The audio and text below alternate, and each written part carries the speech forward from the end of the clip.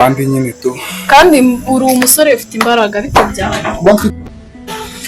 kugira imbaraga ni kimwe no kubona akazi ni ikindi ariko ntabwo ndi kubyumva neza mana yanjye kandi ukuntu nari muzi nabona nzi ko gusa katugende urabona turahagaze mu nzira reka tugende wenda twicara tunabiganiraho neza ako komera mwana abantu bibaho nyine twese ni gutya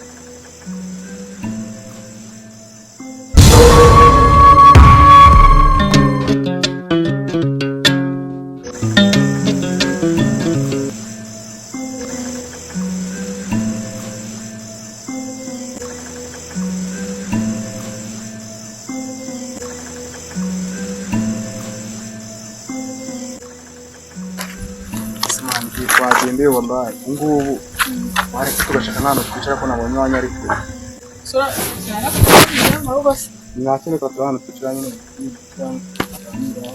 gahunda nyinshi ngomba kujyamo naribi waretse se ngo twicara hafi niko bimeze kabisa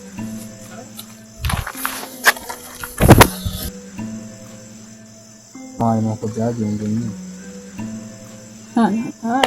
ndumva warahuritse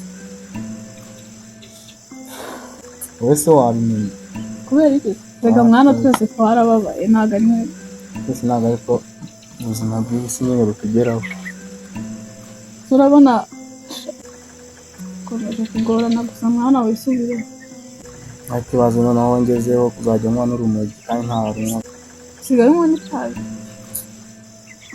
ubuzima rega nta kintu bitakwigisha bikunyinisha ese ubundi ngewe ko nari nkuzi nzi ko muri umwana ufite umutima ukomeye ariko ndi kubona byarahindutse niko wari ubizi wowe se niko nari mbizi cyo ugomba gusaba Imana ahubwo uzasaba Imana nawe sinizakwikaragiraho turi kugenda tuba bakuru nyine ntabwo rero bikomereye noneho ntabwo wakabaye itekerezo cyo wowe warabuze umubyeyi imagine twe twakuze turi imfubyi nanone icyo cyaba ari ikibazo ariko ndabizi nyine uko twari tubaye ariko ndakomeye mani ntabwo ariko abantu bose bagira imitima ikomeye ntacyo kurenga aho byaje gusa mani twese uko twakuranye ubizi byari bigoye kandi nabunze kumva impamvu wahisemo iriya nzira ariko hari ntabwo ari ngombwa ngo wiyongere ubuzima rero ushobora guhinduka ubwo se nuko usigaye wariyanze ku buryo nta n'icyizere ukifitiye mani bitewe n'ibintu nanyuzemo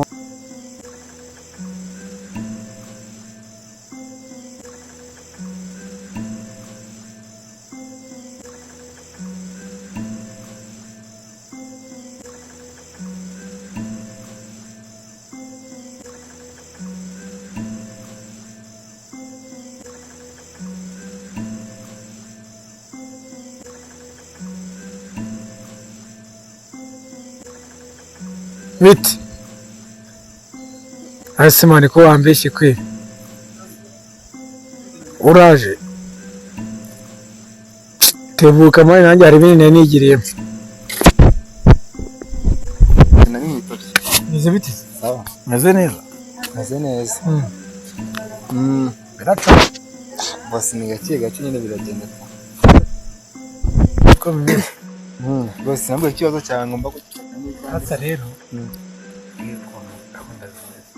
kadite turasa no kungingo abizi cya gikobwa kuma cyaturiye amafaranga kandi amafaranga ese umukobwa we ni umukozi wawe ni umuntu waje ashaka umukunzi wawe agira nabi nabwo ukayisanga he imbere nanjye rero nshaka ko inabi yagize ayisanga imbere ntabwo nshaka ko tukica sibyo biba nashaka ko tugikura nk'amaboko abiri yose iyo gahunda se turayikora ko nanjye yarampemukiye none se boss mu magambo makeya cyangwa se mu magambo arambuye urashaka ko ushaka kwihemura tumuca ukuboko kubera amafaranga amuhaye ntabwo ari kumwe turayakura arabi kugira ngo n'ubutaha n'uwazatekereza ku buryo azabura yo yakiza amafaranga byihuse.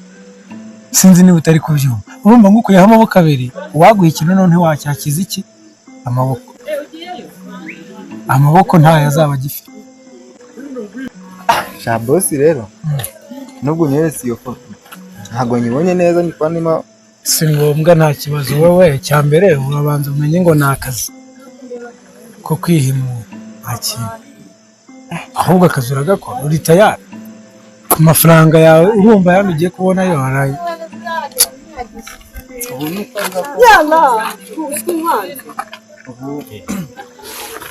ubu ni ukuvuga ko ugiye kurwanira urukundo rwawe, ntabwo wemera, ushaka ko nyine ko urukundo rwawe rwangirika, ushaka kurwanira urukundo rwawe nyine muri make. Ibyo nakubwiye ngo iyo ugize neza uyisanga imbere n'inawe ukayisanga imbere. Ku mafaranga watanze ushaka gushyiraho andi mafaranga. Ntabwo gushyiraho andi mafaranga, ariko noneho ubu ngubu ngiye kuyashyiraho. Nakubwiye ko amaboko ni ukuyakora. Ubuzima nanyuzemo nawe uri nkanjye, sha wakwiyanga pe, no kwiyakira byakugora. wivuga ngo ndi nkawe. Njyewe uranzi akababaro kawe kose ndakunda, kuko nanjye nagaciyemo. Ariko none se ubu noneho ibaze ko njye ndi umukobwa, kuki ntatekereje izo nzira? Ikintu cya mbere cyambabaje Ni igiki? urakizi, ni ukura noneho papa mpfira mu biganza. Noneho reka tureke kuvuga ku bapfuye, kuko n'ubundi baragiye. Gusa ntabwo numva ko ari agahinda gakabije, kuko twe noneho ibaze ko badupfiriye mu maso tukiri na bato. Rero bagakwiye kugira umutima ukomeye. So rero reka tubyibagirwe, kuko ntabwo imfubyi zose ariko zajya kwiba no kwiyahuza amatabi. Kamandi, ibyo reka tubyihorere, ahubwo mbwira ko n'ubundi ibyo nta kintu byawe, ndumva nta kintu ngiye kuri njye byamwindura. Ahubwo ko njye nacikirije amashuri, wowe warangije kwiga. Ubwo noneho saa si ibyo uzanye. Ntabwo wibuka harya wagiye tukiri bato cyane ku buryo Nguheruka kera pe, nguheruka kera nko mu wa kane segonderi, ariko pirimeri imana ibaze ko nasoje segonderi. Oya ufite diporome, ariko se akazi k'iyi mihanda karabuze imana, ni ukwirirwa nyine tumeze. wowe bakuru bawe banagutugitira rero mva kandi seriye mwana, ibintu by'imiryango y'iki gihe so ntacyabyizera. n'abakuru bawe ariko twayavuze cyane. ahubwo nanjye ndi kwihuta, ndabona amasaha yanageze. hanyuma wama namba yawe tukazabiganira twicaye n'ahandi hantu hatari aha. wowe waragafashe uzanangurira mani seriye. ko biri ntabwo meze nabi cyane. Okay, Yesu ufite ahantu uzandika? Ndahafite. Garanze kubwira nabi. Okay.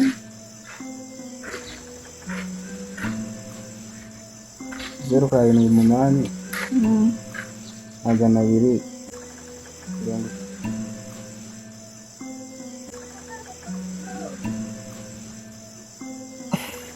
bose ndabizi ko akazi kanjye nta kuba manager, nicyo nigiye, ndabizi neza. Rero gushyiraho akandi kazi ko kugushakira umuntu bose biragoye pe, wahita gushakira se abandi bantu. Niba byanze ubu reka tubyihorere, nzikorera iyindi gahunda yanjye ku giti cyane, nta kibazo. Ubwo niba kakuneneye ahubwo reka bose ntabwo nananirwa wampaye akazi cyangwa umwana akazi. Bose 5,000,000 kubera ko nanjye sinzazirya njyenyine. 5,000,000 niba ari ukumuca akaboko nkagaca, niba kumuca akaboko nkagaca, cyangwa se nkamukuzanira ari muzima ukamwikoreshereza icyo ushaka. Njye mubonye namwica, ntabwo ushaka gukaraba amaraso. Bose kubw'urukundo ukica umuntu. Ntabwo ushaka kwica. Njye mubonye namwica, ariko sinshaka kumwica. Ndashaka azapfa byibura yibutse iki kosa yakoze. Bose 5 rwose 5 million simubeshye, ugakore cyangwa umbwire hari ukuri nanjye nabigenza. 2 uzirye ebyiri ntarebe n'ubundi ndazongera ku yandi yajyanye ariko akore bose reka nkubaze baruru nsubize uwo mukobwa waramukunda naramukunda ariko hatanga ntabwo yagukunda wasanze yarakunze undi cyangwa ugera yakuriye ari iki reka ntabwo ari njye nyine yari tujya kumumenya koma ari ndi kumwe n'amu ndi mu bosi w'inshuti yawe ahubwo bari baziranye ahubwo nawe atazi ko tuziranye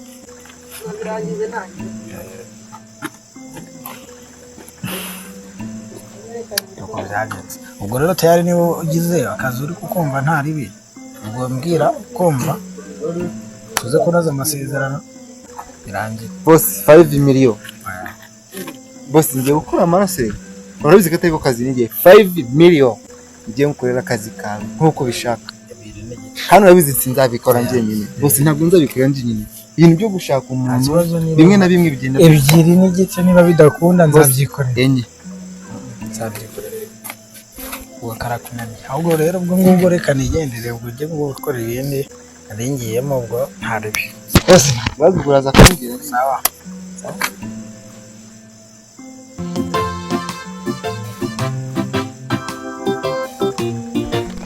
mwiriwe neza abagore namwe bagabo kuri uyu mugoroba tubafitiye andi makuru mashyashya nk'uko mubizi rero ikiganiro cyacu nakagaruka muri aka kanya humvikanye inkuru y'incamugongo ku mukinnyi wa filime nyarwanda wamenyekanye ku izina rya Jarove abenshi muzi muri seri yitwa Inkovu y'ubuzima nubwo na n'ubu tutaramenya icyamwishe neza gusa hamenyekanye amakuru ko yiyahuye inzego zishinzwe iperereza ziracyari kubikoraho nihagira andi makuru aboneka turabamenyesha murakoze kandi mukomeze mukurikirane ibiganiro byacu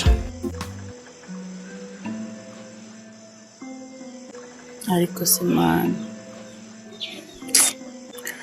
kumana ni iki nakoze gituma ko kumana bingana gutya ese uko kumanishije kubura Jarove nkaba mbuze na Emi bose icyarimwe kuko mana kuki ibi bintu wabisemo mana ibyo buri kintu cyose mfite cyangwa se ngezeho ukinyambura ku munota wanjye ese nabona nakoze iki gituma nkuye ibintu byose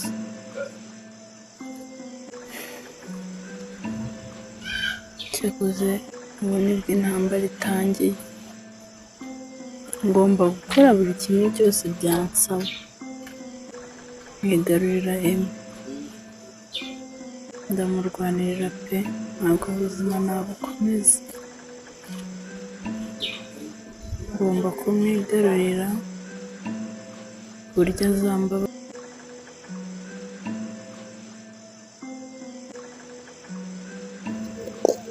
Bike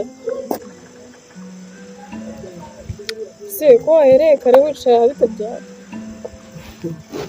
shabi horere mwana ibijyanye byose byabayeho kobwa nkawe uri kwicara mu muhanda kwezi nuko nyine ubuzima bwancanze ubuzima bwagucanze ya ubwo nanone urongeye umbwire ngo n'izankunda zawe shasama wagiye ubyihorera na n'ubu sindakumva ngaho basi carano tuganire utanjyana muri depresiyo zawe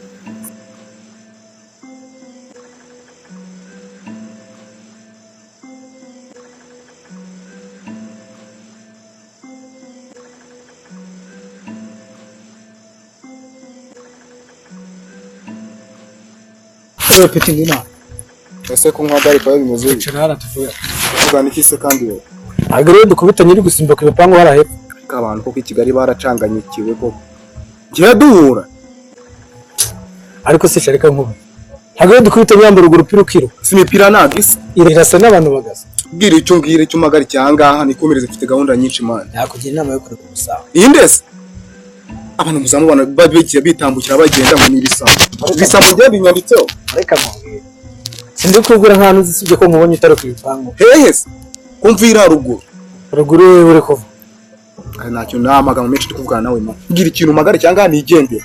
Umva reka Gira vuba vuba man. Afite ibintu byinshi mbari amatwi nkubwira. bwira byo mbwiranye. Nutare kubusamba akaboko turagakura. No usanze nitonda. Ubu ni nk'ubu mba nakuriye igipfunsi nanagiye kare cyane rwose. Igisambo se kigira ingufu. Yego nyagasani. Umva reka Kuva nkubwira. ngo n'ikindi gihe sibyo. Oya. Ahubwo njye reka nkubwire ijambo. Nitwongera gukubita. Muri ubu buzima urimo. We n'ikindi gihe. Akaboko turagakura. We n'ikindi gihe urukumva garafre. Nusongeye guhagarika umuntu mutazira cyangwa mudafitanye gahunda. Ko abantu benshi badafite ibintu byinshi mari tuba tugomba gukora. Ubu ngubu hari umwanya wanjye wishe. Ugiriye inama ntakwa. Ariko buri urumva ngo uzi kwiruka yego ndeka mbyemere ko uzi kwiruka. Ariko ntabwo wakwiruka igihe cyose. Hari igihe tuzagahinduriza ibibone. Ugiriye inama cyangwa mu kimwe uzajye kwiruka. Ujya kwibiriya ruguru. Nizere ko ari ubwa Aha ntuzaga. Atriste nyuma. Okay. Uhuye Shamvuye hano ruguru hari umuntu tutaherukanaga twahuye niwe wangomesheje.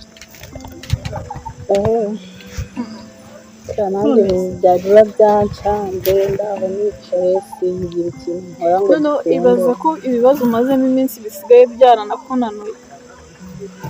nuko nyine wese ko buri muntu ukunda ko bitaba byoroshye. Noneho ubu ni iki kandi? Shaka kubura umuntu ukunda biragoye pe. Ndabyumva ariko nta nubwo ari ukuguseka. Ndakumva nk'inshuti ariko ntabwo ukwiye kubitekerezaho cyane kuko byarabaye. Ntabwo nanone napfa kuva ku izina gutya. Ushatse kuvuga iki? Mwana ngomba kurwanirira Emi kandi nkamubona. Ariko ndikumva nabi. Come on. Ese ko wagira ngo ntabwo wigeze ukunda? Umva reka nkubwize ukuri. Ntabwo nari nzi ko ubu urahera hese basi. Kandi ndeke guca urubanza. Ariko hagati aho wumvishe amatangazo yaciyeho mu kanya. Nabyumvise njyewe nabona maze kubimenyera. Noneho njyewe wumve ko kuva na wa munsi ntabwo nari nakwizeye. Nanjye rega ntabwo nari ndi kubyizera nagize ngo ni prank. Ariko ubu ngubu namaze gukonfirima. Ubwo nyuma ndi kumva agahinda urimo ariko ibintu uri kumbwira ngo ntabwo uzava ku izina rye ntabwo turi kumva. Mwana erega rimwe ndamukunda. Rero nanjye ntabwo nkubwiye ngo ureke kumukunda ariko ibintu amaze iminsi nawe acamo biragoye. Sinzi noneho ikintu uzakora ku buryo bituma tuza. Nanjye n'ubu ntabwo mbizi ndabizi naramubabaje pe. Ariko ngomba gukosora amakosa nakoze. Kari niba wisubiyeho wenda hari niba yagukundaga nawe azatuza. Kandi sorry. Nta kundi ngo nzategereza mbere ko yakongera no ko mu mwanya. Ako ni umuntu mwiza. Azakumva. Katubyize. Hagati aho katube tubyirengagira. Kuko n'ubundi dukomeza kubivuga uraguma mu gahinda. Katubyirengagira. Ariko se twagiye mu rugo ukanaruhuka urananiwe. Nta kibazo tugira. Nayo mfite ubwoba bwo kuri bwanjye.